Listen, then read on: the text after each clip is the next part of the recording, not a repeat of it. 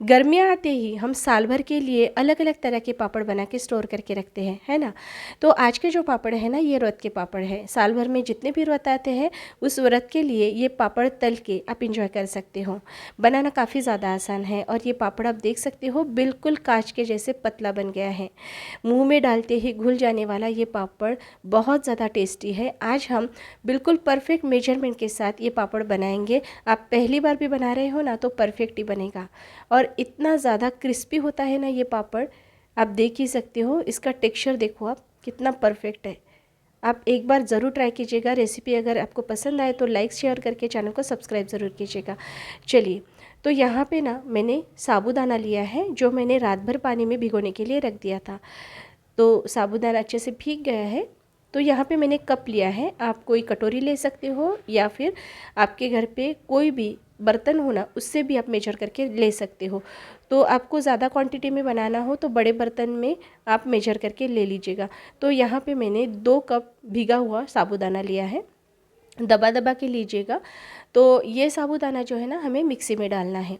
अब इसमें हम पानी डालेंगे। तो पानी का मेजरमेंट अगर परफेक्ट होगा ना तो पापड़ जो है वो परफेक्ट बनते हैं। तो यहाँ पे शुरू में मैंने 1 कप इतना पानी डाला है। यहाँ पे साबूदाना जो है ना, उसमें थोड़ा सा दाना बचा हुआ था, इसीलिए मैंने आधा कप पानी फिर से डाला है। जो आधा कप बचा हुआ पानी है वो हम कच्चे आलू को पीसने के में यूज़ करेंगे। तो अब मैंने आधा कप पानी साबूदाना में डाल दिया है। तो अब तक मैंने टोटल जो पानी यूज़ किया है ना, वो 1.5 कप पानी यूज़ किया है। तो साबूदाना जो है वो पीस के रेडी हो गया है। अब हमें क्या करना है, 2 कप साबूदाना के लिए 4 कच्चे आलू का यूज़ करना है। यहाँ पे मैंने 2 कप साबूदाना के लिए 4 कच्चे आलू का इस्तेमाल किया है। अगर आप साबूदाना बड़े बर्तन में मेजर करके लेते हो, ज़्यादा क्वांटिटी में लेते हो ना, तो आलू भी आपको थोड़े ज़्यादा क्वांटिटी में लेने हैं। लेकिन बहुत ज़्यादा आलू मत डालिएगा, पापड़ जो है वो लाल पड़ जाते हैं। जैसे ही आप आलू को छील लोगे ना, वैसे ही आपको इसे पानी में डालना है। बाहर की हवा में अगर आलू को आप रखेंगे ना तो ये काला पड़ जाता है, लाल पड़ जाता है, और इससे जो पापड़ हम बनाते हैं वो भी लाल पड़ जाते हैं। अब हमें क्या करना है, ये जो आलू ग्रेटर होता है ना, इससे हमें इस आलू को ग्रेट कर लेना है। आप चाहो तो बड़े ग्रेटर का भी इस्तेमाल कर सकते हो, क्योंकि हम यहाँ पे आलू के लच्छे नहीं बना रहे हैं। सिर्फ इसमें से जो स्टार्च है ना, उसे हमें अलग करना है। इसके लिए हमें इसे ग्रेट करना है। तो आप चाहो तो बड़े ग्रेटर का यूज़ करो या फिर छोटे वाले ग्रेटर का। तो सारे आलू को मैंने इस तरह से ग्रेट कर लिया है और इसे भी हमें पानी में ही डाल के रखना है। हवा में बिल्कुल भी नहीं छोड़ना है, नहीं तो आलू अगर लाल पड़ जाएगा तो पापड़ लाल हो जाएंगे। और इसमें से जो स्टार्च है ना, उसे हमें पूरी तरह से अलग कर लेना है। अब बहुत सारे लोग ये भी सोच रहे होंगे कि इतनी मेहनत करने की क्या ज़रूरत है। आलू को मिक्सी में डालिए, पीस लीजिए और साबूदाना के साथ पका लीजिए। लेकिन पता है क्या, इस तरह से अगर आप पापड़ बनाओगे ना तो 101% आपके पापड़ काले भी पड़ेंगे, लाल भी पड़ जाएंगे, और इसके साथ साथ खाते वक्त कड़वे भी लगेंगे। अगर आप आलू का स्टार्च नहीं निकालते हो तो आलू के पापड़ लाल पड़ जाते हैं। आपको ये जो लच्छा है ना, इसे मिक्सी में ही पीसना है, लेकिन उसके पहले आपको इसका सारा स्टार्च निकाल लेना है। अगर आप सिर्फ आलू को छील के इसे धो के मिक्सी में डाल के पीस के पेस्ट बना लोगे ना, तो आलू के जो चिप्स होते हैं या फिर पापड़ होते हैं, ये कड़वे बन जाते हैं और तलने के बाद लाल भी हो जाते हैं। तो ये प्रोसेस करना बहुत बहुत ज़्यादा ज़रूरी है। अब आप कभी भी आलू के चिप्स बना रहे हो, लच्छे बना रहे हो या फिर पापड़ बना रहे हो, इस तरह से आलू का स्टार्च निकालना बहुत ज़रूरी होता है। तो अब देख सकते हो आप, पानी पूरी तरह से ट्रांसपेरेंट है, इसमें से सफ़ेद पानी निकलना बंद हो गया है। तो अब इस लच्छे को मैंने मिक्सी में डाल दिया है और जो आधा कप पानी बचा था ना, ये पानी हम अब आलू को पीसने के लिए यूज़ करेंगे। आलू में वैसे भी पानी होता है तो ज़्यादा पानी हमें नहीं लगेगा। तो अभी तक मैंने 2 कप पानी का इस्तेमाल किया है, और जैसे ही आप आलू को मिक्सी में पीसेंगे वैसे ही आपको साबूदाना के पेस्ट के साथ मिला लेना है। तो जैसे कि मैंने आपको पहले ही बताया था, ये कच्चे आलू से बनाए गए जो पापड़ होते हैं ना, इसे हवा के कांटेक्ट में ज़्यादा देर तक नहीं रखना होता है। इससे पापड़ जो है वो तलने के बाद लाल भी हो जाते हैं और साथ में ही खाते वक्त कड़वे भी लगते हैं। तो देख सकते हो आप, मैंने आलू की पेस्ट साबूदाना की पेस्ट के साथ अच्छे से मिला ली है, और मिलाने के बाद हमें 2 से 3 मिनट के लिए इसे ज़ोर ज़ोर से फेंट लेना है। तो इससे क्या होगा, इसमें कोई भी गांठ होगी ना तो वो निकल जाएगी। तो इसमें गांठें नहीं होनी चाहिए, इस बात का ध्यान रखिएगा। अच्छे से ज़ोर ज़ोर से 3 से 4 बार फेंट लीजिएगा। और जैसे ही ये बैटर रेडी हो जाएगा, वैसे ही हम एक जाल तले वाला बड़ा वाला बर्तन लेंगे, इसमें हम इस पेस्ट को डाल देंगे। अभी तक मैंने गैस को शुरू नहीं किया है। 2 कप हमने साबूदाना लिया था, इसके लिए हम 10 कप पानी डालेंगे। तो इसके पहले हमने आलू और साबूदाना को पीसने के लिए भी 2 कप पानी का इस्तेमाल किया था। अभी मैंने 8 कप पानी डाला है, तो टोटल पानी जो हमने लिया है वो 10 कप लिया है। मतलब 1 कप साबूदाना के लिए आपको 5 कप पानी का इस्तेमाल करना है। अभी मैंने गैस को शुरू कर दिया है और इसे हमें इस तरह से चलाते रहना है जब तक इसमें उबाल नहीं आ जाता।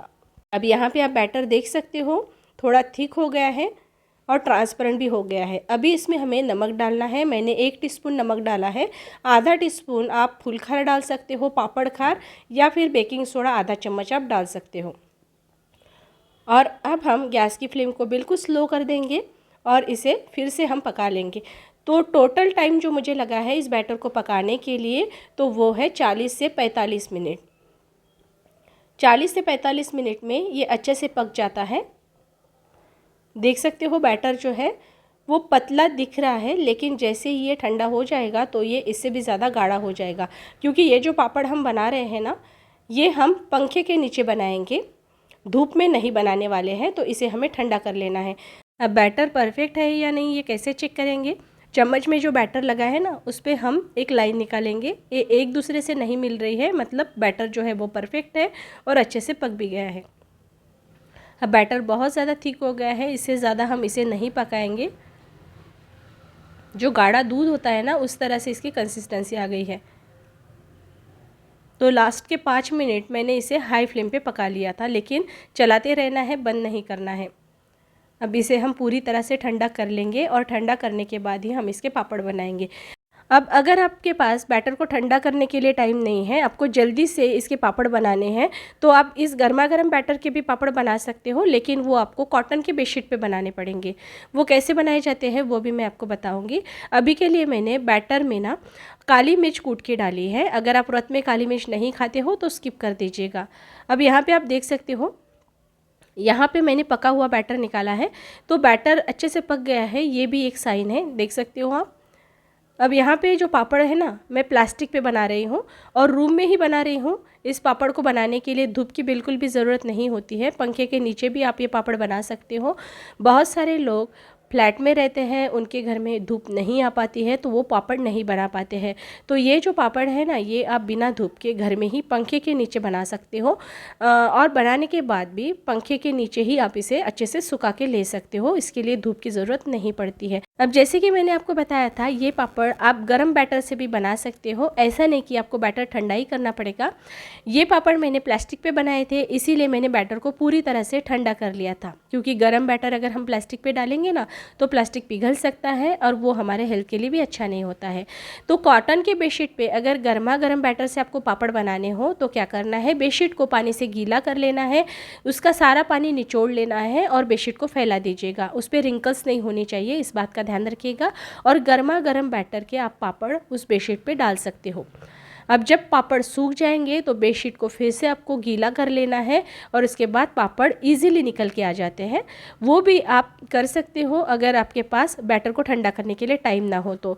लेकिन अगर आपके पास टाइम हो तो प्लास्टिक पे अगर आप पापड़ बनाओगे तो जल्दी बन जाते हैं। ये पापड़ आप देख सकते हो, साइज़ में 3 गुना 4 गुना बढ़ गए हैं और ये इतने ज़्यादा खस्ता बनते हैं ना कि मुंह में डालते ही घुल जाते हैं। पापड़ की ये रेसिपी आप ज़रूर ट्राई करके देखिएगा। अगर आपको रेसिपी पसंद आई हो, लाइक शेयर ज़रूर कीजिएगा और आने वाले नई नई पापड़ की रेसिपी अगर आपको देखनी है तो मेरे चैनल को सब्सक्राइब कीजिएगा। जल्दी मिलते हैं ऐसी एक रेसिपी के साथ, तब तक वीडियो देखने के लिए आपके बहुत बहुत धन्यवाद। Bye bye.